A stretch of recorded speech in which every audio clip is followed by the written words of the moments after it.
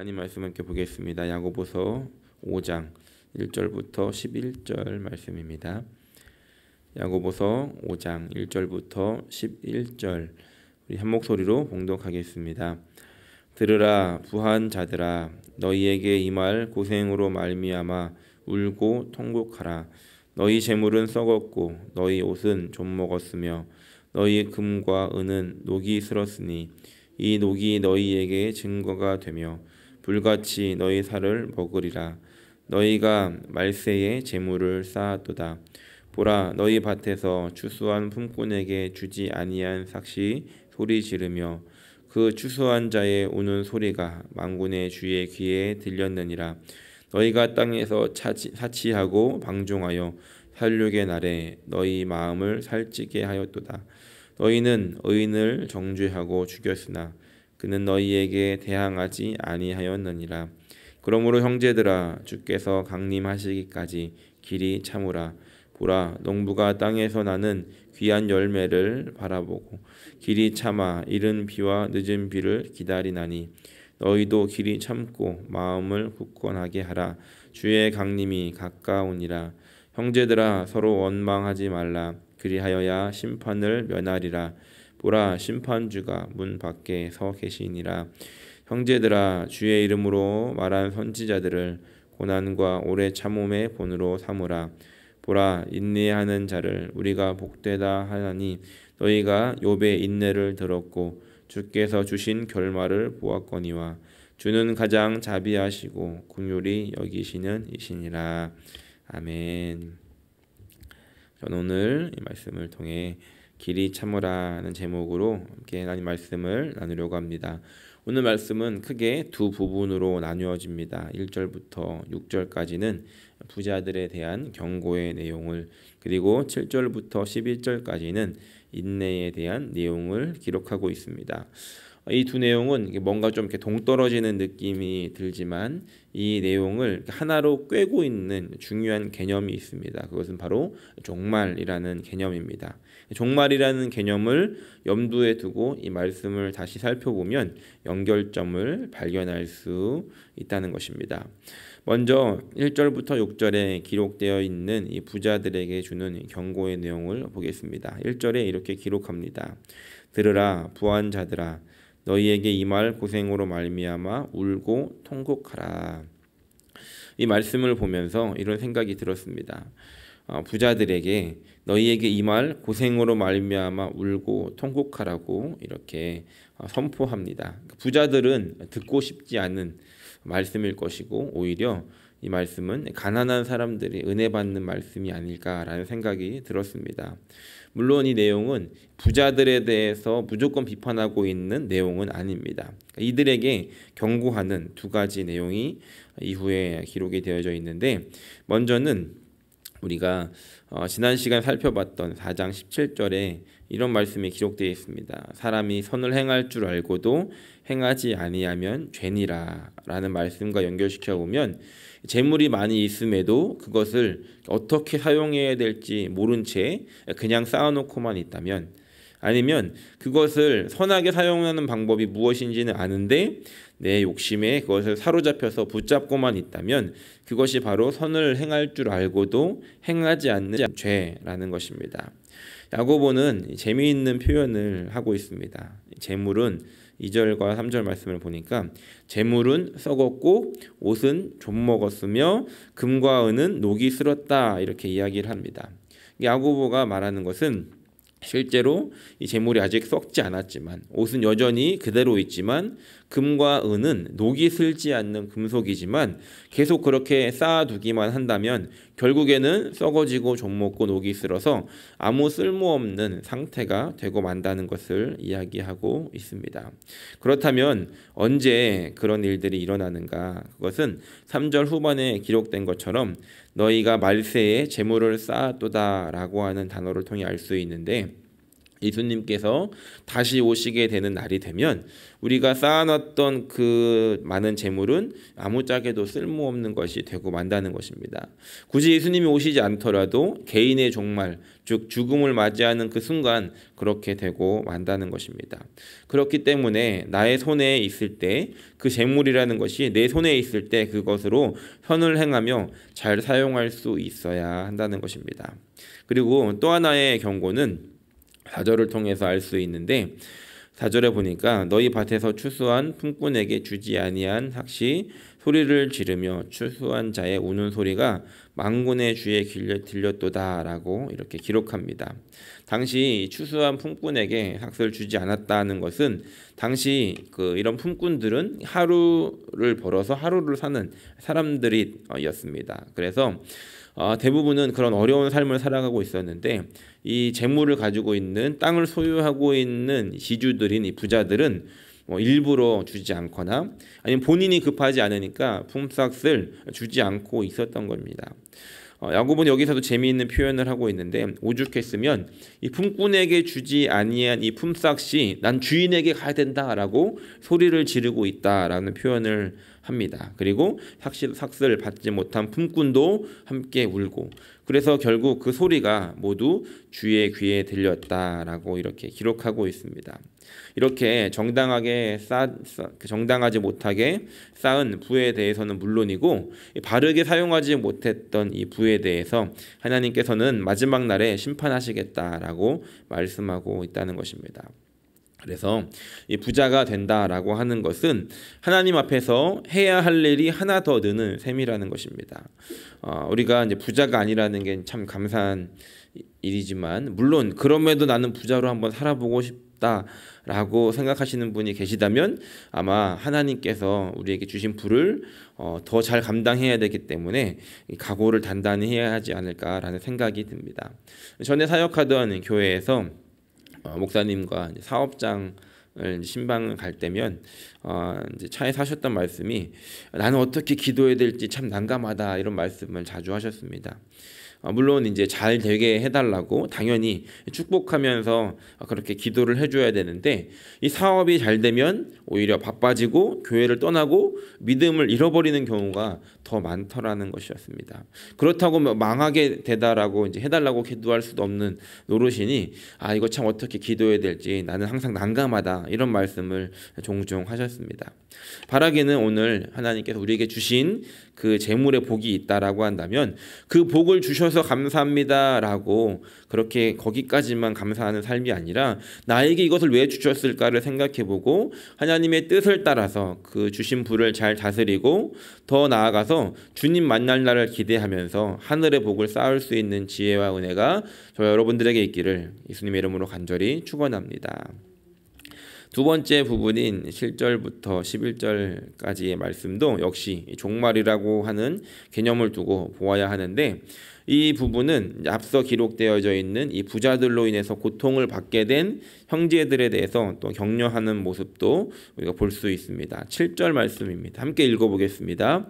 그러므로 형제들아 주께서 강림하시기까지 길이 참으라. 보라 농부가 땅에서 나는 귀한 열매를 바라고 길이 참아 이른 비와 늦은 비를 기다리나니. 아멘. 물론 이 앞에 있는 내용과 연결시키지 않더라도 충분히 이해할 수 있는 내용입니다. 바로 참으라, 인내하라는 것입니다. 그런데 언제까지 참아야 하는가? 오늘 말씀 보니까 주께서 강림하시기까지 길이 참으라라고 말씀하고 있습니다. 주님 오실 때까지 참아야 한다는 것이죠. 제가 이제 이런 기도를 전에는 해본 적이 없었는데 딱 한 번 해본 적이 있었습니다. 이렇게 어려운 시기를 예전에 한번 지나면서 가슴 속에서부터 막 이제 우러나온 기도가 무엇이었냐면 주님 제발 빨리 좀 오시면 안 될까요? 라는 이제 기도가 막 터져 나왔던 적이 있었습니다. 그 인생을 살다 보면 그렇게 주님 빨리 오시면 안 될까요? 라고 하는 그런 기도를 하게도 되지만 우리가 주님이 오실 때까지 그렇게 아직 오시지 않았기 때문에 그 시간들을 그렇게 참으며 인내해야 한다는 것입니다. 특별히 7절 말씀에 기록이 되어져 있는 길이 참으라라고 하는 이 말은 수동적으로 그냥 앉아서 기다리는 모습이 아니라 이 원래의 뜻을 잘 생각해 보면 그 시련과 어려움의 한 복판에서 오히려 이게 담대하게 맞서서 일어나라는 뜻을 가지고 있습니다. 그리고 8절 말씀에 한 번 더 이것을 강조하고 있는데 너희도 길이 참고 마음을 굳건하게 하라. 주의 강림이 가까우니라 라고 이렇게 기록합니다. 길이 참고 마음을 굳건하게 하라고 합니다. 이 굳건하게 한다는 것은 앞에 있는 것과 마찬가지로 멍하게 서 있는 것이 아니라 방향을 정하고 흔들리지 말라는 의미를 가지고 있는 말씀입니다. 그렇게 인내하다 보면 어떤 일들이 일어나는가? 다시 7절 말씀을 보면 농부의 비유를 들고 있는데 이 농부가 인내하는 이유는 열매를 바라기 때문에 그 시간들을 이제 인내하지 않겠습니까? 그런데 그 열매가 나기까지 이른 비와 늦은 비를 기다린다는 겁니다. 다시 말해서 이 이른 비와 늦은 비는 하나님께서 때를 따라서 주시는 비인데 씨를 뿌리고 난 후에 오는 이른 비, 그리고 추수하기 전에 이 열매가 익어 갈 무렵에 오는 이 늦은 비, 하나님께서 그 비를 때에 따라서 주신다는 겁니다. 농부는 그 비를 기다리면서 그 비가 올 때 그 이후에 기다리는 것이 이제 비가 제때 왔으니 좋은 열매가 맺히겠구나 라고 하면서 그 열매를 기다린다는 겁니다. 그리고 그 기다리는 과정 속에서 그 비를 기다리고 그 비 안에서 소망을 품게 된다는 것이죠. 하나님께서는 이렇게 우리에게 그 열매가 맺어지는 과정 속에서 그 열매를 기대할 수 있도록, 그 열매를 바라보며 인내할 수 있도록 이렇게 비를 내려주시는 분이라는 겁니다. 그래서 예수님께서 이 강림하시는 날이 우리에게는 멀리만 느껴지기 때문에 그때까지 언제 이렇게 인내하겠냐 싶지만, 하나님께서는 그 시간이 올 때까지 우리를 방치하지 아니하시고 시기적절하게 우리에게 늦은 비와 이른 비와 늦은 비로 우리를 격려하시고 그 때에 따라 내리는 비처럼 돕는 은혜와 긍휼로 우리를 위로하시면서 끝까지 인내해서 마침내 그 열매를 맺을 수 있도록 도우시는 분이 바로 저와 여러분들의 하나님이심을 믿으시는 복된 날이 되시기를 예수님의 이름으로 간절히 축원합니다. 그렇다면 마지막으로 그 인내의 과정은 어떠한 모습인가 하는 것입니다. 10절 말씀을 보니까 이렇게 기록합니다. 형제들아, 주의 이름으로 말한 선지자들을 고난과 오래 참음의 본으로 삼으라. 그 인내의 과정 속에서 이제 본을 삼은 그 믿음의 선배들을 통해서 이렇게 우리는 인내해야 된다라고 가르쳐주고 있습니다. 이 선지자들은 어떤 사람인가?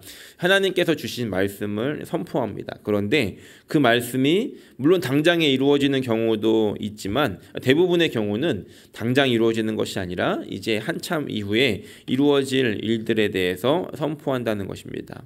이스라엘의 멸망을 선포한 선지자들은 많이 있었지만 실제로 그 멸망을 경험했던 선지자는 예레미야 선지자였습니다. 메시아에 대한 예언을 했던 선지자는 많지만 실제로 그 메시아를 본 선지자는 없었다는 것입니다. 그러니까 그들은 그 하나님께서 주셨던 말씀을 선포하고 그 말씀이 이루어질 때까지 인내했던 자들이었고, 그 인내를 이루기 위해서 삶으로 보여주었던 참으로 본으로 삼을 만한 사람들이었다는 것입니다. 그런데 오늘 11절 말씀을 보니까 대표적인 예로 욥을 소개하면서 그 욥의 인내를 기록하고 있습니다. 물론 우리가 이제 쉽게 생각해 보면 욥이 뭐 죽을 고생을 했지만 해피한 아주 좋은 결론을 얻었지라고 이렇게 생각이 들지만, 욥기를 이제 천천히 읽어보신 분들이라면 사실 그 욥의 인내는 그닥 내세울 만한 게 없다는 것을 알 수 있습니다. 욥이 인내를 했지만 그 인내의 과정을 보면 우리가 뭔가 이렇게 좋은 예는 아니라는 것입니다. 예를 들면 이런 것이죠. 욥은 친구들과의 대화에서 자신은 하나님 옆에 무죄하다라고 따지고 든 적이 있었습니다. 10장 욥기 10장 18절부터 19절의 내용은 이런 내용입니다. 나를 왜 모태에서 태어나게 하셨고 내가 안 태어났으면 좋았을 것을, 모태에서 태어나자마자 무덤으로 가면 좋았을 것을, 이렇게 욥이 이야기하고 있는 장면이 기록이 되어 있습니다. 물론 이제 욥을 이렇게 포장해주고 싶으신 분들은 이건 하나님께 하는 말이 아니고 혼자 하는 말이다라고 이야기하지만 결국은 하나님 들으시라고 이제 혼잣말 하는 것이 아니겠습니까? 30장 20절을 보면 또 욥이 이렇게 기록합니다. 내가 부르짖었는데, 하나님께 부르짖었는데 하나님은 아무 대답도 없으셨고 나를 돌아보지 않고 이렇게 버려두셨다라고 하나님께 호소하는 장면들이 있습니다. 어떻게 보면 인내한 사람을 예로 들면서 이 욥을 이야기하는 것은 좀 적절하지 않아 보인다는 것입니다. 하지만 이 야고보는 이 욥을 인용한 것에는 분명한 어떤 의도가 있다는 것을 알 수 있는데, 뒤에 이어지는 말씀이 답을 주고 있습니다. 11절 다시 보겠습니다. 보라, 인내하는 자를 우리가 복되다 하나니 너희가 욥의 인내를 들었고, 뒤에 이어지는 내용은 주께서 주신 결말을 보았거니와 주는 가장 자비하시고 긍휼히 여기시는 이시니라 라고 기록합니다. 다시 말해서 욥의 인내를 우리가 들었는데 그 욥의 결말을 주신 분은 주님이시라는 겁니다. 그러니까 욥이 멋지게 인내해서 얻은 결과가 아니라 자비하시고 긍휼이 많으신 주님이 그 결과를 주셨다는 것입니다. 무슨 말이냐면 욥의 인내를 생각해 볼 때 욥이 고생이 참 많긴 했지만 완벽한 인내의 모델은 아니라는 것이죠. 그러니까 인내의 과정 속에서 하나님께 떼를 쓰기도 하고 원망을 하기도 하고 억울해하기도 하면서 비록 그 인내의 그 과정이 좌충우돌하는 것처럼 보인다 할지라도 하나님께서 그 크신 긍휼하심으로 인해서 결국에는 하나님이 이끄시는 그 결말로 욥을 인도해 가시더라는 겁니다. 울며 불며 이 벳세메스로 끌려가는 소처럼 가더라도 그 인내를 하나님께서는 기억하시고 인정해 주시는 분이라는 것입니다.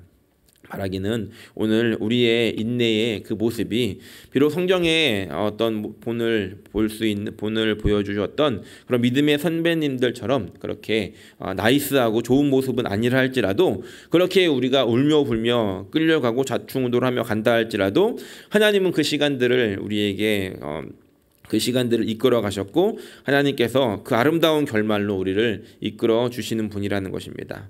오늘 우리가 그것을 기억하며 하루를 살아가야 한다는 것입니다.